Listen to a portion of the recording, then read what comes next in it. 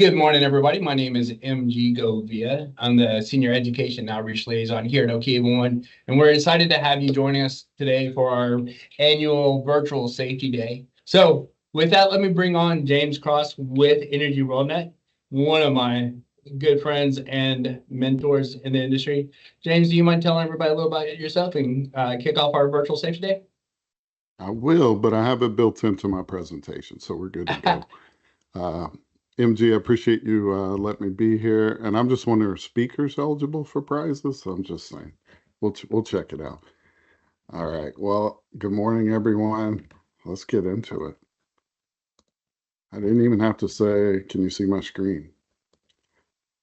So I was on a cruise ship in September of last year, and we were actually on the Riviera Maya when Hurricane Helene formed.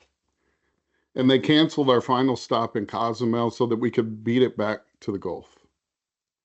And we were cruising on Royal Caribbean Mariner of the Seas, which holds approximately 4,200 people, but it runs with about 3,200 on average.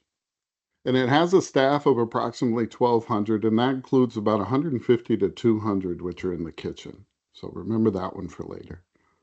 Now, since we're running from a hurricane, we had a few extra days at sea to burn in the Gulf of, well, Mexico at the time. And so we booked a brunch for one of the mornings. And on that brunch, they took us to the galley and they showed us around. They explained how a ship's food is prepared in near military-like precision. And if you're wondering where the tie is, obviously it's safety, right? Now think about these ships and how one false move could create a safety concern for a lot of folks trapped on a floating hotel and casino. So let's paint the scope a little bit for the cruise industry. So we cruised out of Galveston on this one. First off, how many cruisers out there? Go ahead and chime in the chat. I'm sure there's a few. Now, did you know that Galveston in 2022 had more than 1 million passengers depart out of that port, making it one of the busiest cruise ports in the United States? Pretty crazy, huh? It's a lot of people. Now, let's think about it globally. In 2023, around 26 million passengers were projected to cruise globally. 26 million. So, why is this important? Because, as I mentioned before, about military like precision and detail. Because the cruise industry and these ships touch a lot of folks. And when you're talking about 26 million people, the little things become the big things very quickly. And there were three big takeaways that I thought went very well with today's discussion on safety culture. And so I want to share those with you. Now, first off, it was signage, and it was everywhere in that kitchen. And I'm talking crystal clear, can't miss instructions plastered all over. There was no room for error. Everything was so well thought out and so well documented. And that's the takeaway for us in the utility industry, right? Clear communication is key. If people know exactly where to go and what to do, the chances of screwing up drop pretty low. Now, signage isn't just for decoration, folks. It has a purpose. And next, and possibly my favorite part, it's bread. Now, stick with me here. They explain that making bread on a ship isn't just slinging dough, it's a process. In fact, the head chef said to me, or head baker said to me, we have a process and we stick to that process. Why? Because cutting corners with something as simple as bread could mess up the whole operation.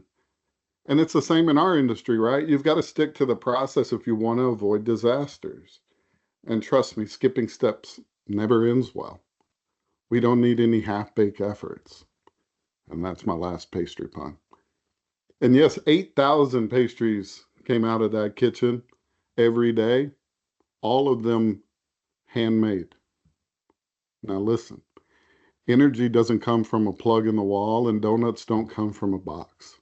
This is all from scratch. And you can't get the benefits of from scratch and skip safety in the process.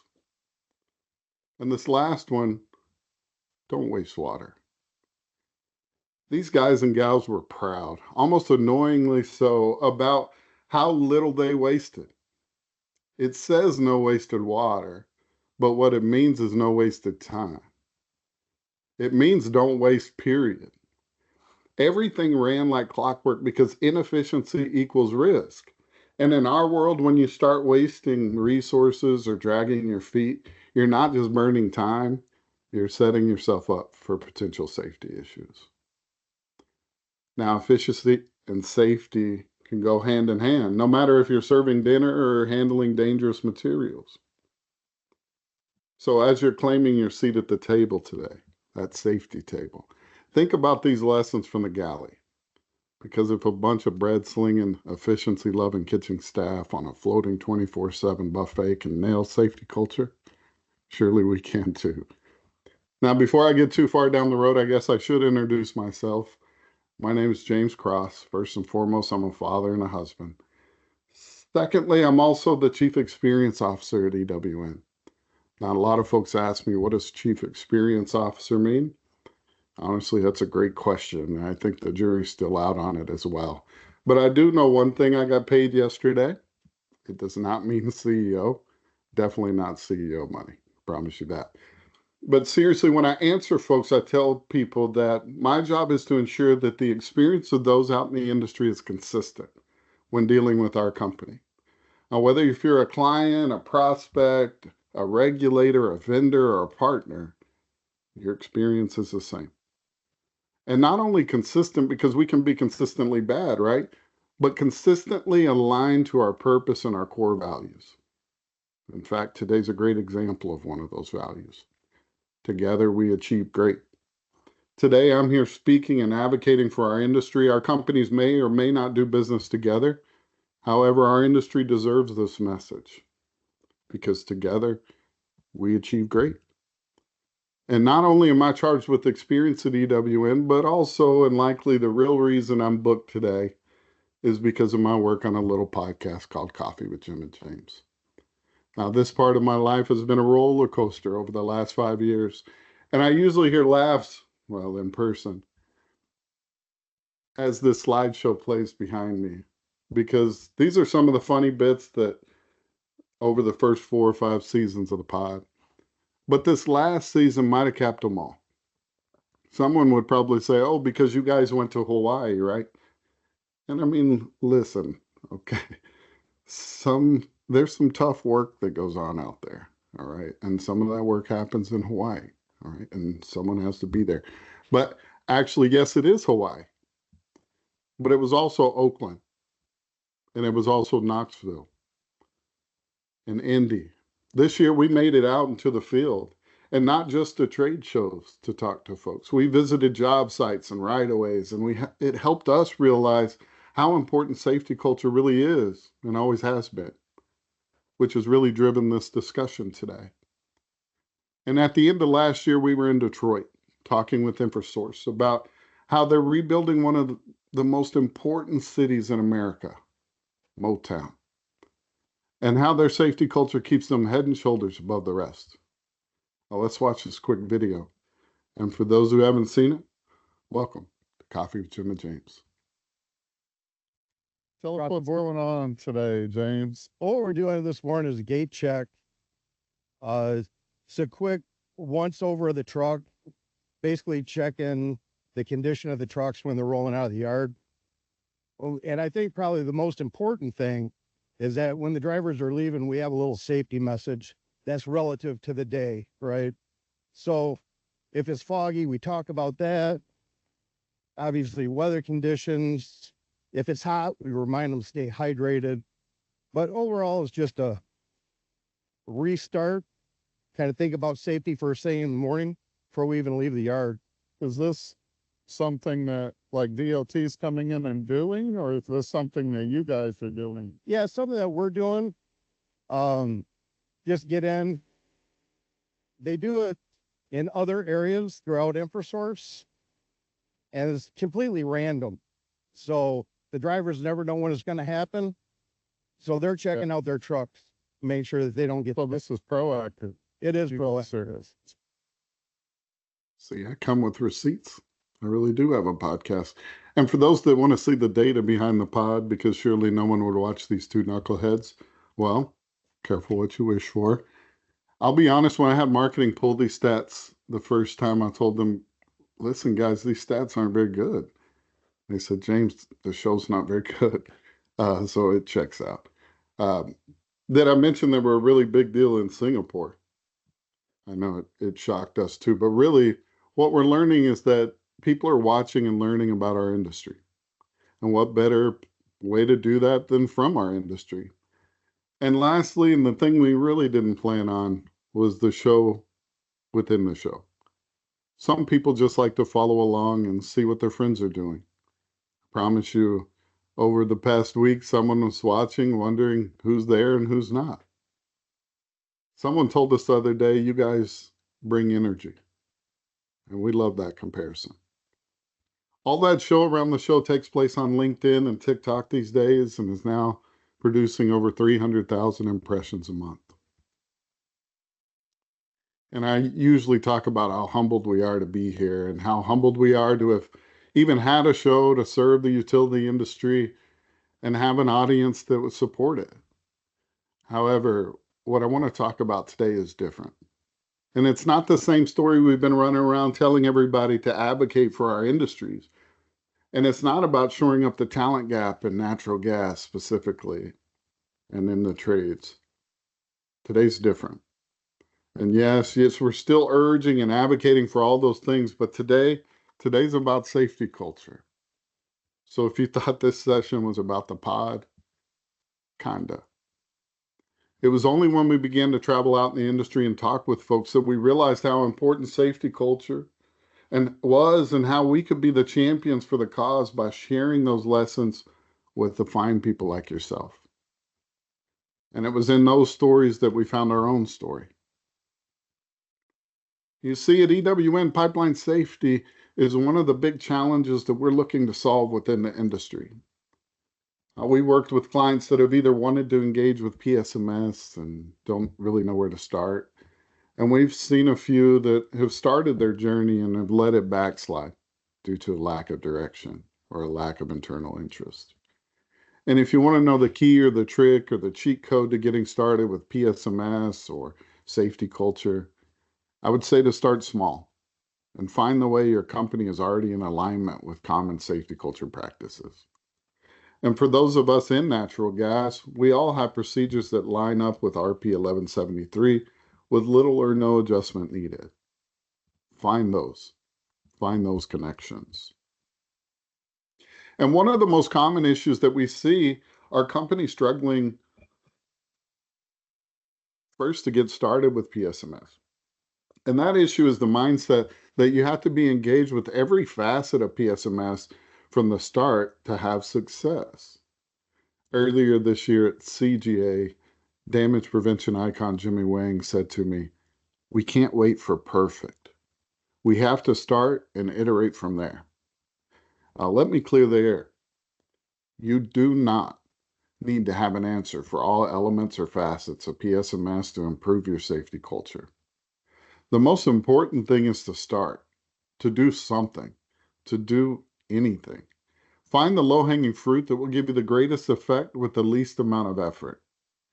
And then as you become more comfortable with the process, you can branch out and build on top of what you already have.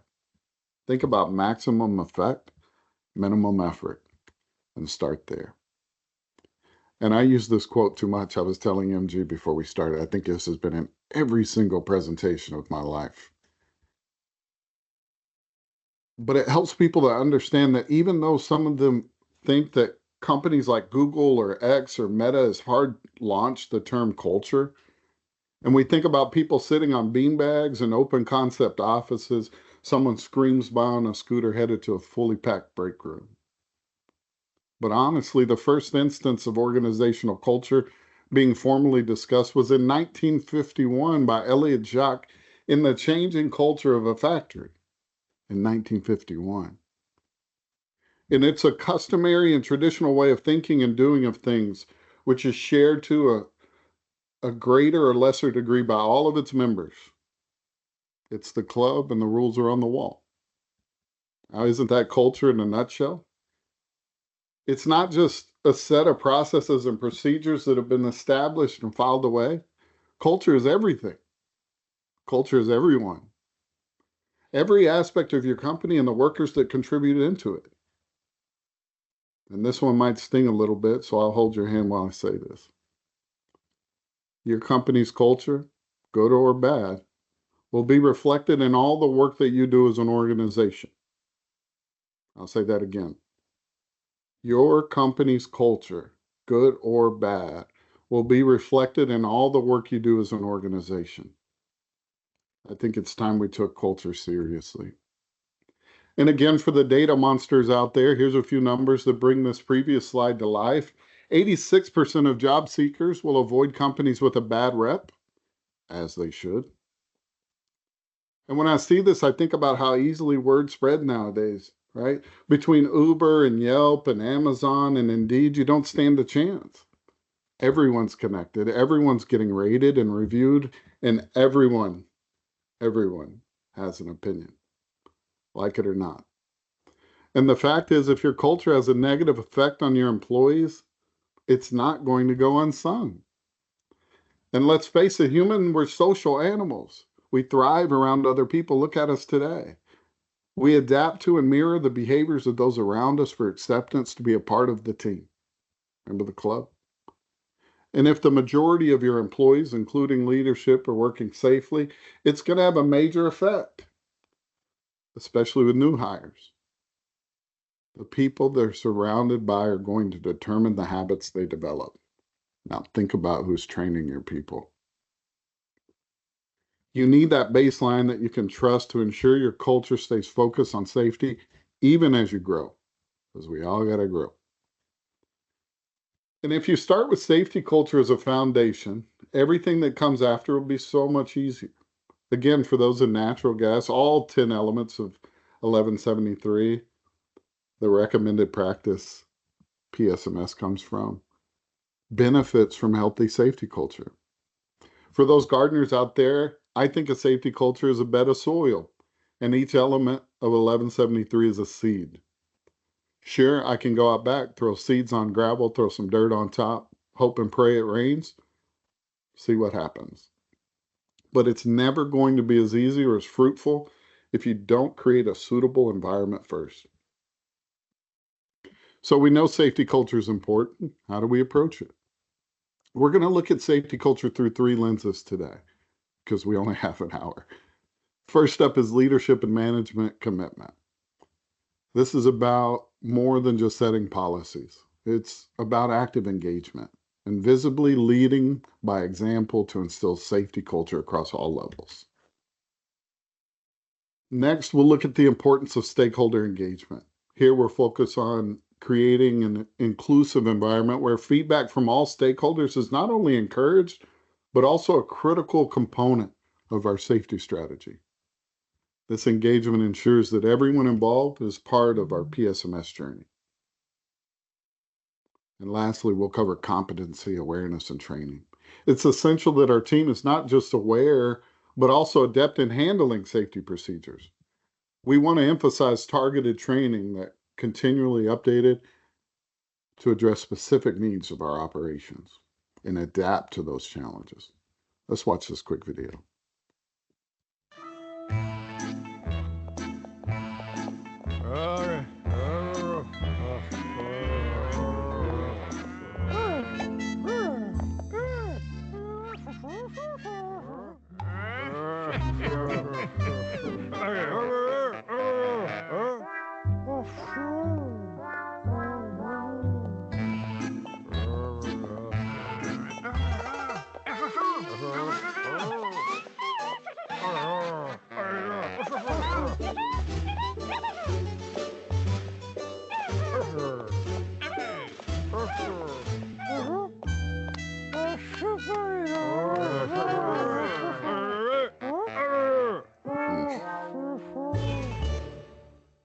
I think you said back to work. It's kind of a goofy video, I know, but it says a lot. Leadership is important. I think we can all agree to that. But when it comes to safety culture and PSMS, Leadership buy-in has to come first. Safety culture cannot be successful without the support of leadership. So what does that look like? How many have safety as a core value at your organization? Just throw it in the chat if you do. Just raise your hand there. When you say safety is a core company value, you're saying it's at the heart of everything you do. And it's not just a policy tucked away in a manual somewhere. We accomplish this by actively participating in safety initiatives and setting clear safety goals that align with our company's mission. Another place to start is dedicating resources to safety culture.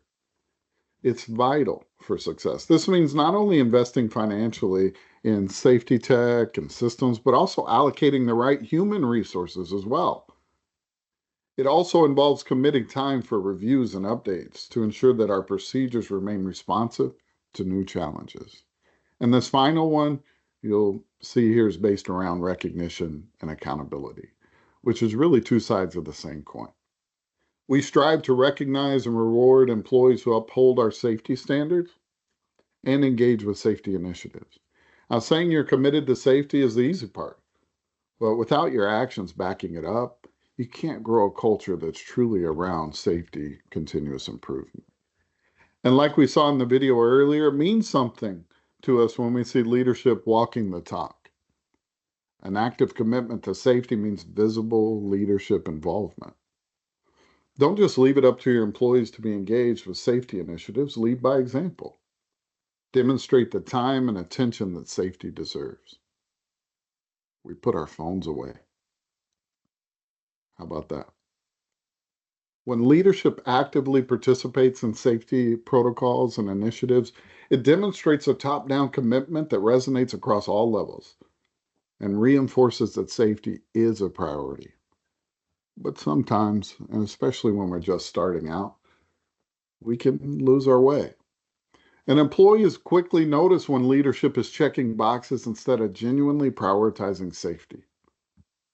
It's common for employees to think, well, if leadership doesn't care enough to make it a priority, then why should I? And they're right to some extent.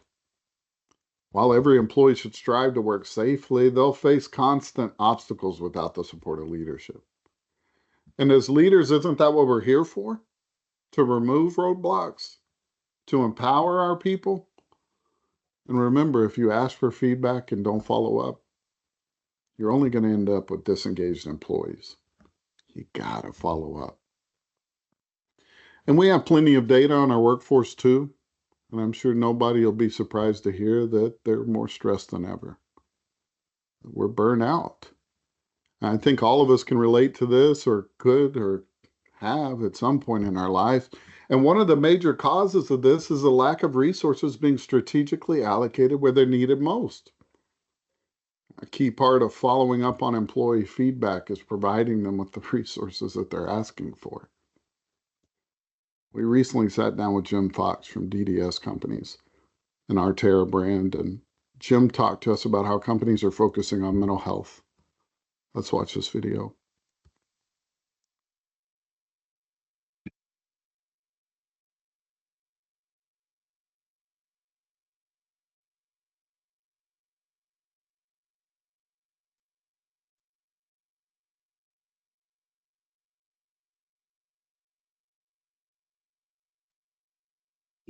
I started at DDS through Arterra 2 years ago, almost 2 years now. And working for a company that cares so much about their employees, sorry, it's choking me up. It's incredible. When everything happened with my suicide attempt, I worked in public safety for an ambulance agency, and I've been a fireman for over 20 years. The care I get out of Arterra, how much from the CEO to the mechanic, everybody cares. It's awesome, and I hope that we're paving the way for other construction companies to do this, because it's not just our numbers. It's an industry number. Yeah. And I'm hoping that other companies will see that it's time to step up and say this is not okay. We need to preach the help that we want to get people. I work in safety. I'm a safety coordinator. We're always constantly talking about safety. Is the whole safe? Are you slip, trips, and falls? How often on a job briefing do you say, how's your mental health? Yeah. Are you safe inside? Yeah. Because you can be safe outside. The second you're unsafe inside, the outside stuff just spirals. Yeah. So we Sounds got to like- make sure our people are safe on the inside.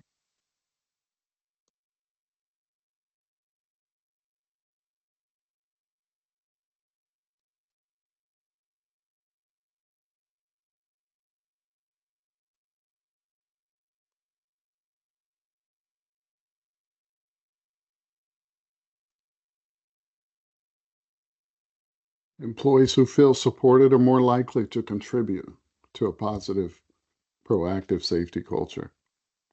The support can mean having the proper personnel and tools available, or it can mean utilizing things like safety culture surveys, which give us a unique window into employees, but also provides valuable data linking it back to measurable safety outcomes.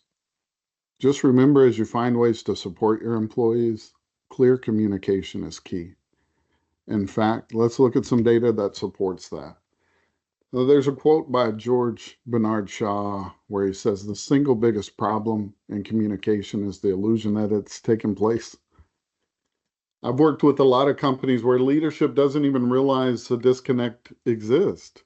We get the results back from safety culture surveys, and looking at the responses from the leadership roles, they say, oh yeah, communication's great, high marks across the board.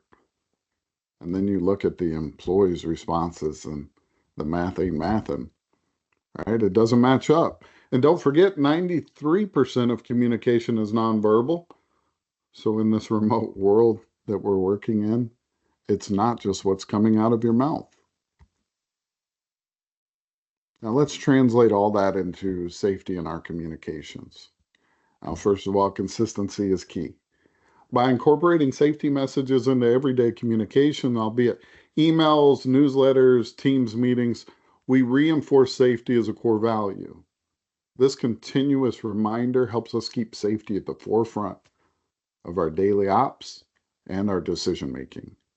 And remember, clear is kind. Brene Brown taught us that. And what good is consistency without clarity, right? Keep it focused. Make sure you have the right stakeholders. And this last little bit, don't forget how generations take in information. You have a lot of ways to spread messages within your organization. Identify them and utilize them. Well, let's move on to the next element of safety culture. Let's watch this video. Firsthand? People from here that are born and raised here and now support this area as well.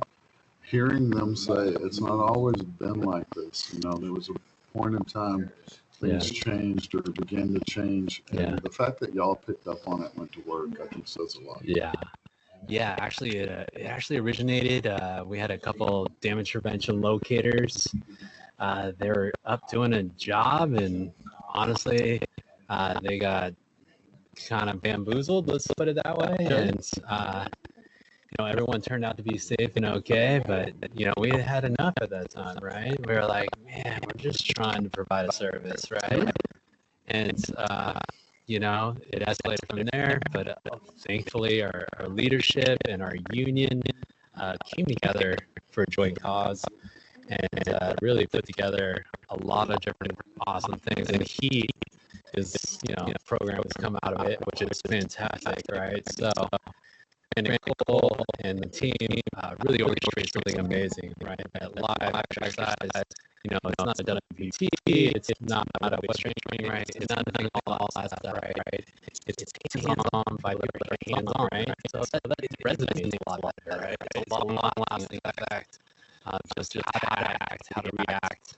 No one knows how to react until you get into a situation, right? So that's always been great.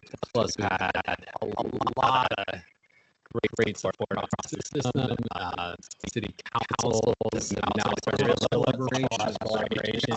And I think that's what is so great about your podcast is just your cross collaboration with all the utilities industries. You know, we hear it, we see it, but like just the content being shared and stuff. And I know there's more rural areas that need, you know, hey, you know, look across the country, you know, there's things happening all the time, right? And we've never had that kind of element of training, right? And we've never brought it to a utility company. So if you think of like a police department or a fire department, they practice, you know, they practice these seminars. Job, right? This Every is their day. job. But the utility industry is kind of filtered into theirs, you know, their realm. Doug Sanders from PG&E and several others were faced with a very real problem, a very real threat, one that was compromising their ability to stay safe and to keep gas flowing. This group was being threatened and stabbed and robbed and bamboozled, as Doug says, on the daily. In fact, it was the reason we traveled out to Oakland to sit down and talk with folks from PG&E about this very important topic. And when we broke it down with the 20 plus employees that sat down with us, we realized how they had really mastered stakeholder engagement and that feedback loop. And what a masterful example it was. Stakeholder engagement is about establishing a culture of open dialogue. It's where we encourage every employee to feel comfortable sharing their insights and concerns without fear of repercussion. Leadership has to not only welcome feedback, but also actively seek it out. It's not a passive activity. This ongoing dialogue is the cornerstone to continuous improvement. And there's quite a few groups that fall under the stakeholder umbrella, right? And damage prevention, and we know it all too well. It might be employees and customers and community leaders or emergency, all kinds of things. But today, we'll focus primarily on engaging our internal employees. By concentrating on our internal teams, we can start at the core of our operations, ensuring that every employee is not just informed, but actively involved in shaping our safety culture. This focused approach allows us to build strong internal practices that later can be extended on to other stakeholders. Now, here's a few very simple ways to gather feedback. I won't read them to you. Like I mentioned before, focus on things you're already doing. If you're sending emails all day, why not send out a safety moment email? And if you're already sending out a safety moment email, why not encourage replies from employees who've witnessed those situations on the job that can validate those safety messages or provide perspective? And if you're having tailgate meetings every day before headed to the job site or starting at the job site, there's your stage. Whatever approach you take, just ensure that the feedback is gathered and reaches leadership, which takes us to another very important topic, making sure that your employees feel comfortable speaking up. This slide kind of cracks me up, and it's sad because I used AI to create the image, and I just said, make 4 miserable pipeliners. And there you go. That's it. You just give it the frown and put your hands like this. They're miserable, obviously. Having all the proper lines of communication available won't do you any good if your employees are afraid to provide feedback. Fear of reprisal can severely limit our ability to receive data that's required to improve our safety programs. It's very common that people feel some type of way about reporting an issue because they feel like it may lead to negative consequences. Now, being committed to building a non-retaliatory culture where every employee feels safe and supported in reporting safety concerns is key. You know, the biggest change in your employees' willingness to offer feedback comes from leadership demonstrating through their words and their actions. And that reporting of safety issues is not just encouraged, but it's valued. That's the word. Transparency is in how reporting incidents are handled also plays a big part in reducing fear of reprisal. Make sure that reports are followed up with investigations, and then communicate those outcomes and actions taken to your employees. Our goal is to not only build trust, but also to show our commitment to learning and improvement rather than blame and repercussion. See, the key to closing the feedback loop is responsiveness. When employees offer feedback, they need to see action. And whether it's a quick fix or a complex issue that requires more time, communicating what is being done in response to that feedback, crucial. When actions don't lead to results, people lose motivation. It's human nature. If feedback and reports are consistently overlooked, why would your employees want to report? Why would your employees think it matters to leadership? This lack of responsiveness is the quickest way to see decreased motivation and engagement internally. In order to counter this, we need our leadership teams to actively engage and respond to employee feedback. It's how we foster an environment where every contributor feels like their opinion is valued. There's that word again, and impactful. So just to reiterate, because I think it's an important piece that's missed all the time. There is no quicker way to kill someone's motivation than for them to provide feedback and never follow up on it. Let's watch this short video. We spend our dollars on a lot of things, and sometimes you mentioned the word budgeting. Yep. And you think, okay, your budget reflects what is important to you, whether that's at home or at work. And this speaks to a huge amount of safety. Yeah. And also, we have new people in the industry. And this is a way to, one of my big messages is come to the energy industry. It's a great place to be. And not only that, I hope that your bosses will support your additional education.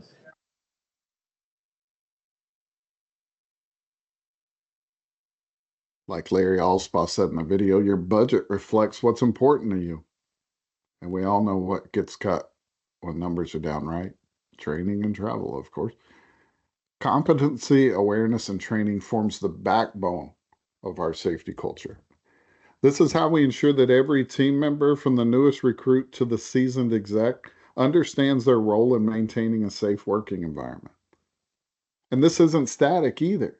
We need to constantly evolve our training and awareness programs to reflect the current state of daily ops. This means that safety training is not a one-time event. Like all PSMS or safety culture, it's a continuous process. It's continual improvement. We need to ensure that our training materials and methods are both up to date with the latest challenges in tech and also with the regs in our industries. One of the best ways to start updating our training materials is by utilizing our incident investigations and lessons learned. Every incident, no matter how small, provides a learning opportunity, right? We can use this data to keep our training pointed where it'll have the most impact. We need our employees to not just provide information, but also feel comfortable asking questions and engaging in those conversations. Lessons learned doesn't really do us much good if they're not being discussed and thought about afterwards. Now, I would encourage you to promote a culture of curiosity and collaboration.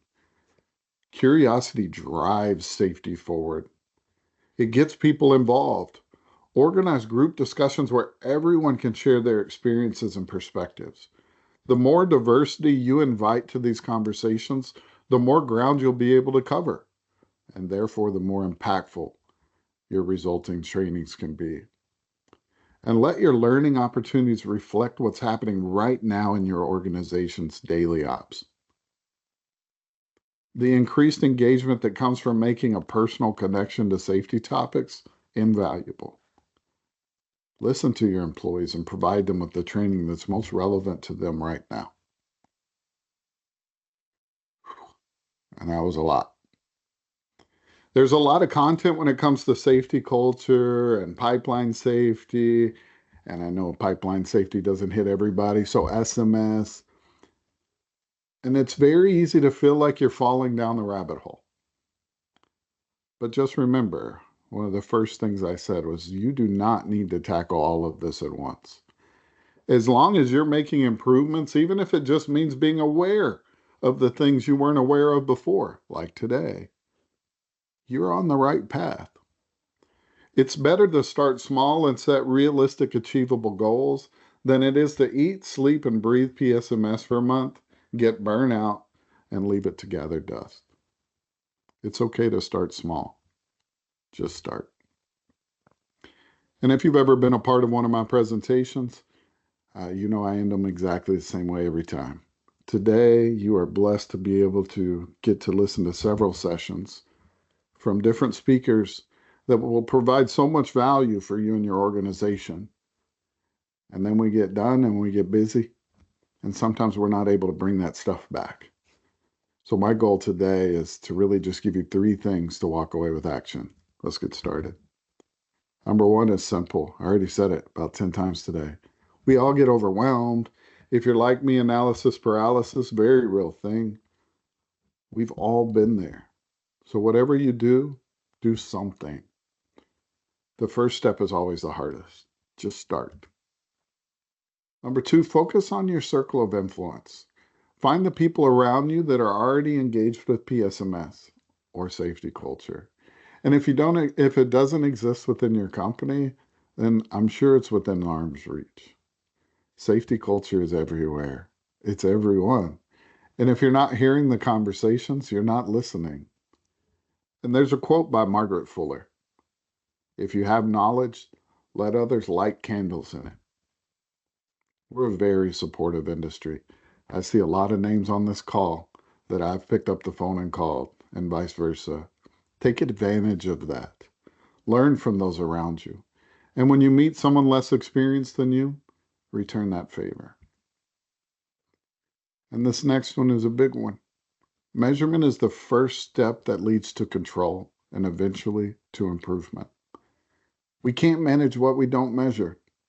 I'm going to tie this one back to starting small also. Find the things you can easily measure and start tracking change. It can be number of incidents or pass-fail exams or maybe safety culture scores. Find the data you can start tracking today, and whatever you do, start tracking something. And for those wanting to kickstart your safety culture journey, grab your phones and you can scan this QR code and download this quick guide. It's pretty simple. It sums up this presentation, go hand in hand with it. It's a great resource. You can also grab the slides from me if you need them. Let me know.